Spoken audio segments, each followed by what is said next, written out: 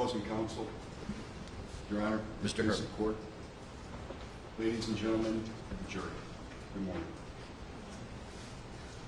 On October 20th, 2014, Jason Van Dyke's day started not unlike any other day for him.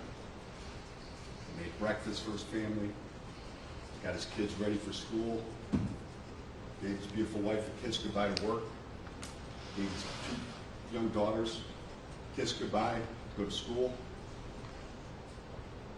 He completed his honey-do list for the day, just like he had done on days and days before. Jason Van Dyke reported for his tour of duty, and upon coming out of roll call, he did everything. Him and his partner went to 7-Eleven, had a cup of coffee, and prepared for the night's activities, whatever that may be. What Jason Van Dyke didn't know at that time was that his life was going to change forever. Ladies and gentlemen, my name is Dan Herbert. Me and my trial team, Randy Rupert, Tammy Wendt, and Liz Fleming, who is right here, we had the privilege of representing Jason Van Dyke. Yeah, I said the privilege. What the evidence is going to show in this case is that Jason Van Dyke is not a murderer. Jason Van Dyke had no intent to go out and kill Juan McDonald. Jason Van Dyke never knew Juan McDonald. The evidence is going to show that it was a scared police officer, fearful for his life and others, and he acted within his training. The story in this case is a story written, directed, and orchestrated by one person, Juan McDonald. Jason Van Dyke was brought into this story. He was brought into this story, first off, by Rudy Barillas. Rudy Barillas is a truck driver, lives on the southwest side. He comes home from his tour of duty, driving his truck. He's got his lovely wife in the truck with him. He pulls into his parking lot, which is a secured lot, locked fences, high, about 10 or 11 feet, these fences, some barbed wire in portions of it. It's a secured lot. Rudy Barillas encounters Juan McDonald. What the evidence is going to show is that Juan McDonald is inside the secured lot, and he's inside one of the trucks, attempting to steal a radio. So Rudy Barillas, as a concerned citizen, yells out to him, "Hey, get out of there. It's a secured lot." And then Juan McDonald, and we're going to see this, it's a pattern here. Juan McDonald was confronted, and when Juan McDonald gets confronted, he attacks. And that's what he did that night to Rudy Barillas. Just came home from work. Juan McDonald, when he's confronted by Rudy Barillas and his wife, who's sitting in the truck, thankfully, Juan McDonald goes over to him and attempts to stab Rudy Barillas. He flies away. He's got his phone in his hand. He's calling 911. He's so scared, he takes his phone and throws it at McDonald. But that doesn't stop McDonald, because he's confronted. So what does he do? He attempts to go at him again and stab him. Thankfully, Rudy Barillas then doesn't have a phone with him. He picks up some rocks and throws it at Juan McDonald. Juan McDonald takes off. This story, the 24 hours leading up to the final chapter here, directed by Juan McDonald, shows the story of an out-of-control individual who didn't care about anyone. not citizens, not armed police officers, and not himself. The evidence will show that in the 24 hours preceding this, Laquan McDonald was on a wild rampage through the city. We have CTA records. He had a retired veteran, disabled veterans CTA card. We don't know whose it is. We have the card, but not related to Laquan. Well, Laquan uses this card all over, going back and forth in the city. West side, south side, west side, south side. Bizarre. On the west side, at approximately 11:30 at night, on the 19th, Laquan McDonald tries to take a woman's vehicle. She is parking on the west side, and he tells her he needs her car. She is so petrified by this, she calls 911. The police come, and apparently the evidence is going to show the woman said, I don't want anything to happen to him, just let him go. Police let him go. Well, Laquan then, in that time frame, smokes PCP. And he's high on PCP when he confronts Jason Van Dyke. He spends the entire night, all the way through the morning hours, and then the next day, going from place to place to place, until he wound up at the truck yard. Now, the government wants you to look at just the videotape that we've probably all seen hundreds of times.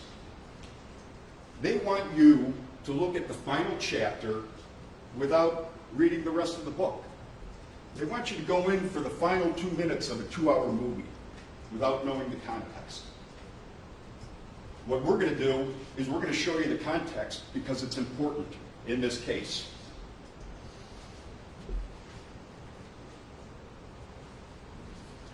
The video, the clip that you saw, the shooting, it doesn't tell the whole story. It doesn't show the desperation and the violent acts of Laquan McDonald, which all led to Jason Van Dyke's decision that he was in fear. When Laquan McDonald fled the truck yard, the police came because Rudy had called them. Police talked to Rudy. Rudy told him, yeah, this guy tried to stab me. He's breaking into trucks. So the police then drive looking for Laquan McDonald. And then they find him. And what do? Hey, stop.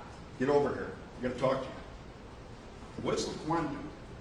You're going to hear, the evidence is going to show that Laquan doesn't say a single word to anyone this entire incident. The only thing resembling a word is some growling noises that he made at Rudy Barillas when he was attempting to stab and potentially kill him. Laquan McDonald walks down the street, and they showed you that video clip. And they show you that to try and impel upon you that, well, he wasn't violent, he was just walking down the street. Well, as you'll see when you look at the full story, the act of somebody just walking down the street slowly is an abnormal act when you have 2 police officers behind you. First of all, they're telling you to stop. He doesn't do that. He doesn't take off running to get away. He continues to walk slowly with them behind him. It's a bizarre action, and it's important here. The 2 police officers that confront him near the truck yard, Laquan is in an industrial area, so the police officers want to keep him in this industrial area because Laquan, shortly after he sees the police, pulls out his knife. So the police want to keep him contained in this industrial area because a block away is Pulaski Avenue. A block away are 2 businesses, a Burger King and a Dunkin' Donuts. Their goal is, let's stop this guy. So what do? Drive alongside of him, tell him to stop, tell him to drop the knife, get no reaction from him. They take their squad car, drive up, and turn right in front of him. Laquan was confronted again. And how does Laquan act when he's confronted? With violence. Stabs the windshield. You'll see it. The first stab was the tire. He punctures the tire of the squad car. And then he's being blocked from going further east to Pulaski Avenue. They want to block him into the industrial area. He defies that. After he stabs the tire, he goes around the squad car and continues to walk east towards Pulaski. The threat level's going up. So what do the police do? They go after him again and try to block his movement. Another confrontation. How does Laquan react? You know, stabs the windshield. And at this point, Laquan takes off. Now he's running. And this is raising the threat level even more, because now Laquan is not walking straight towards Pulaski. He has made the conscious decision to run straight at that Burger King, which was less than a block away.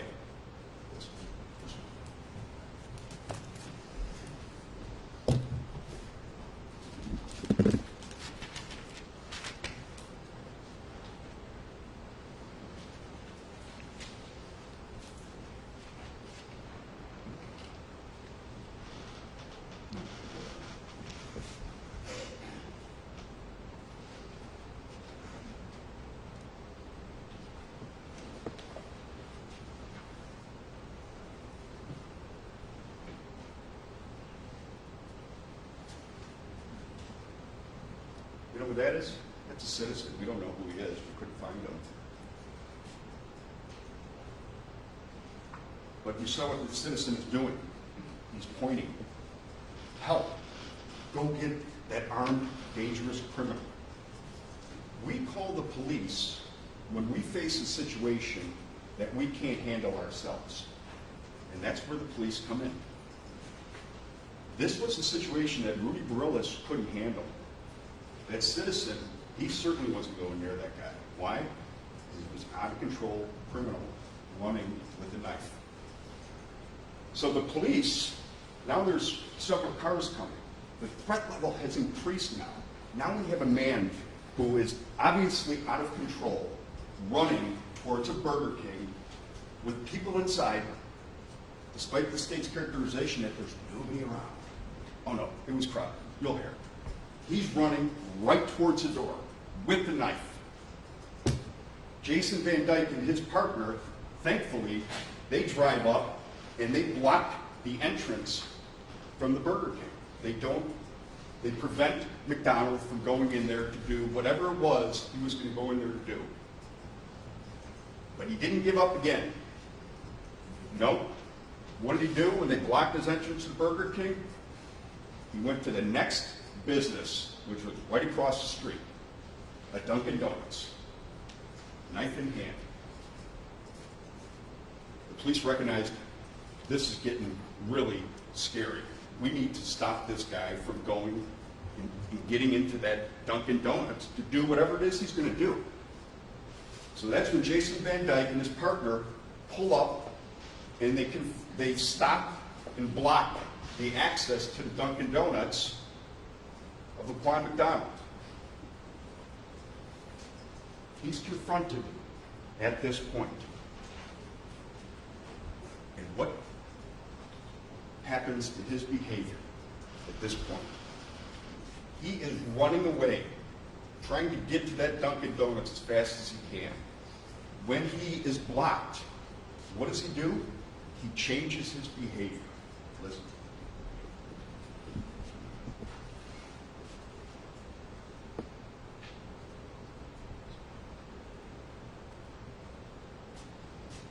You saw that when that little movement with the right hand? That was flicking the knife out, opening up, flicking it out. He goes from running towards the Dunkin' Donuts to now a slower pace, and he whips out the knife. Laquan was planning to attack at this point. We know he wasn't just trying to escape at this point. If he wanted to escape, they talk about this chain link fence, 6-foot chain link fence. LaQuan McDonald was a 6'2", 17-year-old kid. He could have jumped that fence like that. I, as a 50-year-old man, could jump that fence quickly. He didn't do that. He already jumped a much bigger fence with security measures in place. He could have jumped that. He didn't. He didn't. He continued to walk, closed the distance. You're going to hear prosecutors talk a lot about he was walking away from him. The undisputed evidence in this case is going to show that he was closing distance on Jason Van Dyke to the point where he gets within 15 feet of him. And there's another clue that comes in right before Jason Van Dyke fired. LaQuan McDonald was not looking at anybody, and you're going to hear it from the evidence and experts, including even one of the state's experts. When people don't make eye contact, that's a sign that you're dealing with a dangerous person. And then there's another sign.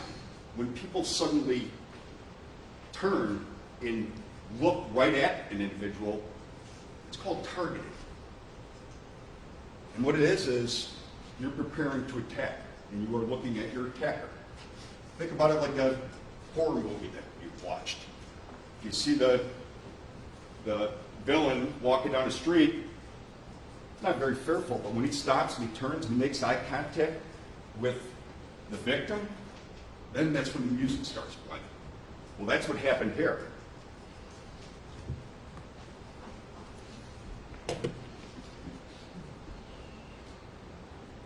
The government made a big deal about 16 shots. And they even did that dramatic, slow, pause, countdown. Well, what the evidence is going to show is that a police officer with average skills can fire his weapon 5 to 6 times in 1 second. Mr. McMahon said it took LaQuan McDonald 1.6 seconds until he hit the ground. So at that point, Jason Van Dyke had likely fired approximately 10 shots. And some of your thoughts might be, why didn't he stop as soon as he hit the ground? It's a reasonable question. But here's what the evidence is going to show. The evidence is going to show that a police officer involved in a deadly force situation where they have to fire their weapon, there are significant physiological changes that they experience which impacts their decision making. I'm sure all of us have been in some type of stressful situation, but imagine a shooting. It's the most stressful. We're going to have experts talk about it. They're going to talk about from the time an individual recognizes that an individual is down on the ground, it takes up to 1.5 seconds for that to register with the brain.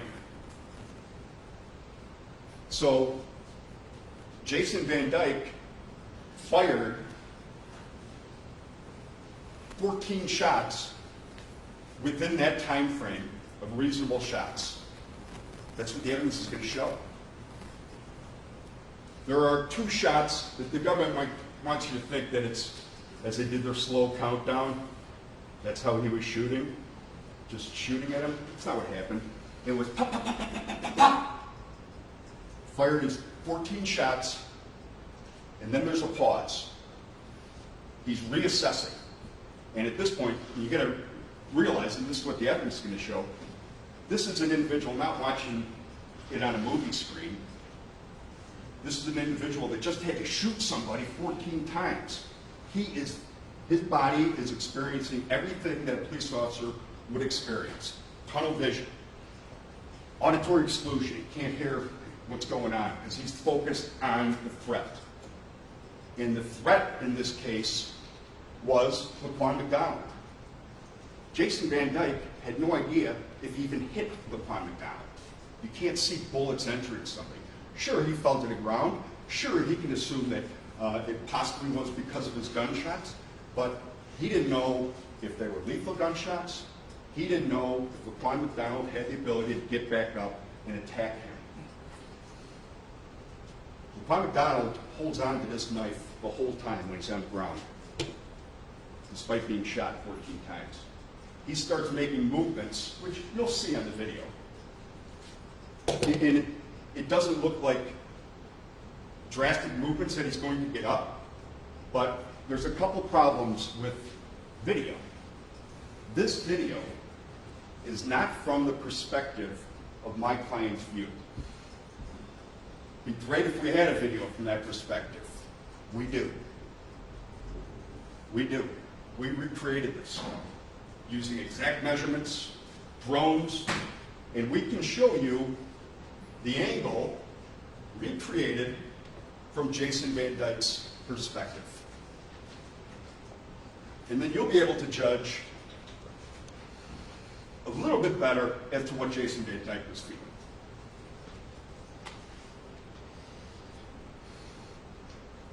Ladies and gentlemen, if the decision to shoot was lawful, there is no crime.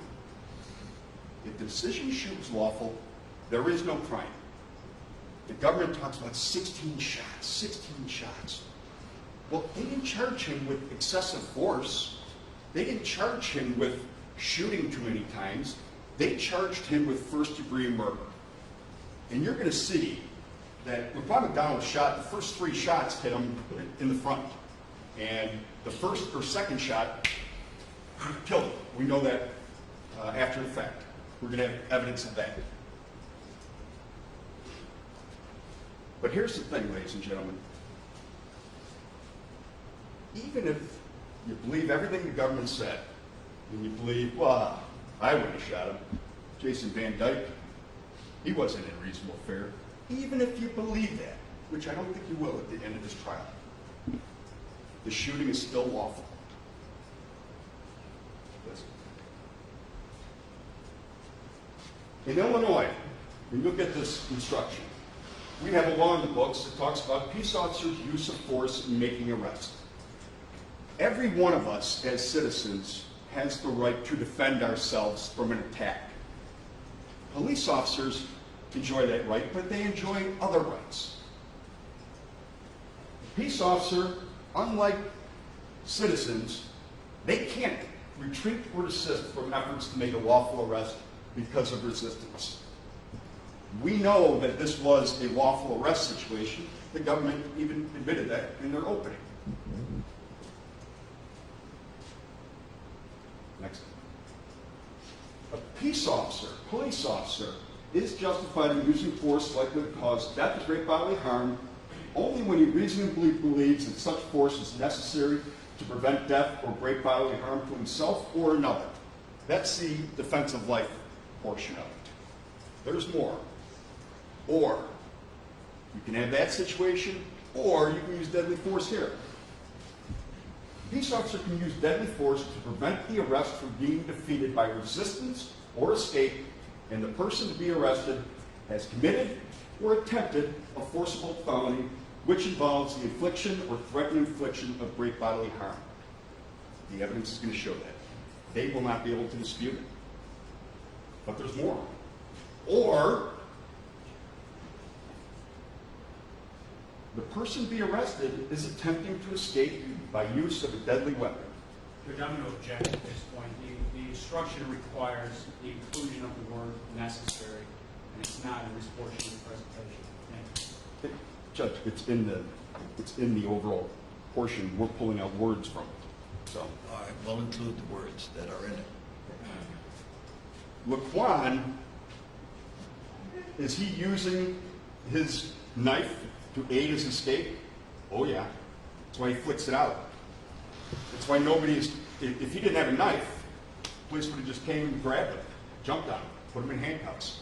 They didn't because he was using his knife to aid his escape.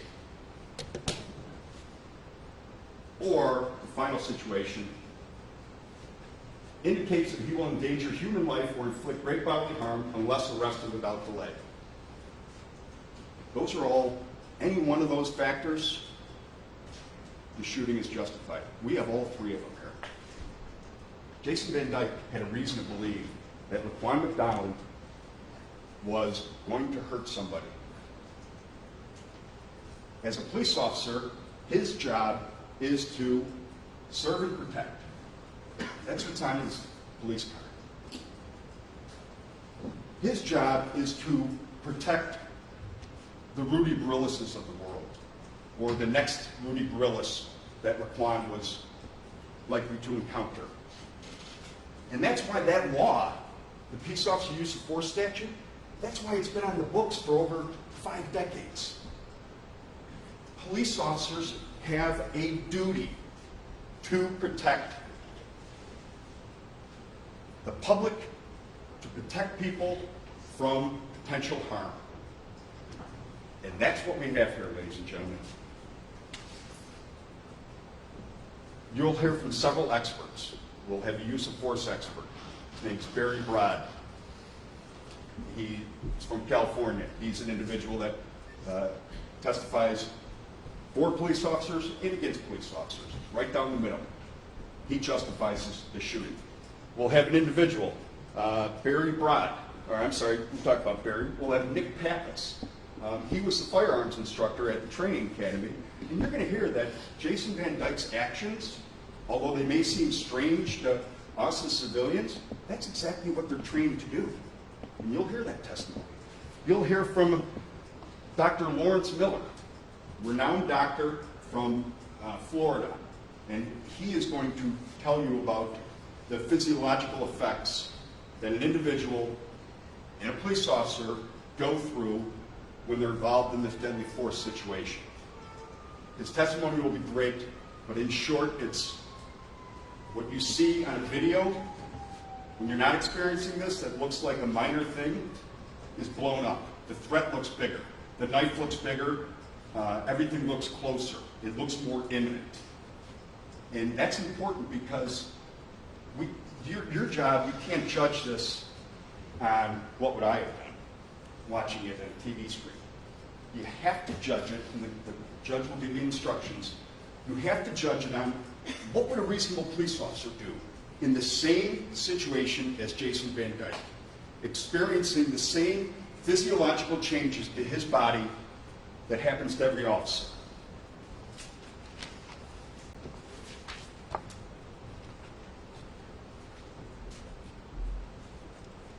The government referred to Laquan McDonald as a black boy.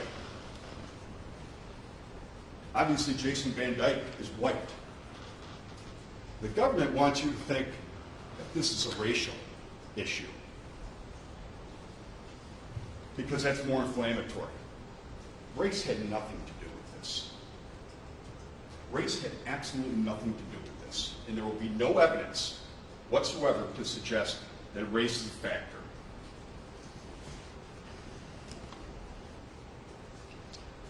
What this is an improper charge. They charge him with first-degree murder. We know what first-degree murder is. We live in this city, in the county. There's over 750 murders a year. We know what a first-degree murder is. This is not a first-degree murder. But you know who else knows it? The prosecutors. They charged him with first-degree murder and then 18 counts of aggravated battery. Why aggravated battery, if you're charging him with murder? They want you to see that big charge and be inflamed by it. But we need you to focus on the evidence. In closing, we're going to ask that you hold the government to that burden. You remember when you went back there and you were with Judge Gaughan and he told you that the defendant's presumed innocent. The defendant doesn't have to present any evidence. And you can't find him guilty unless the state proves beyond a reasonable doubt that he's guilty. Every criminal defendant that walks into this room in our county, in our country, is entitled to that presumption. Jason Van Dyke is no less entitled to the same presumption. What happened to Laquan McDonald was a tragedy. It's a tragedy, but it's not a murder. And that's what the evidence is going to show. I'm going to ask you at the end of your deliberations or at the end of evidence to look at the evidence, provide Jason Van Dyke the presumption that he's entitled to, and don't allow the state to add another tragic chapter to this story. Thank you. Thank you.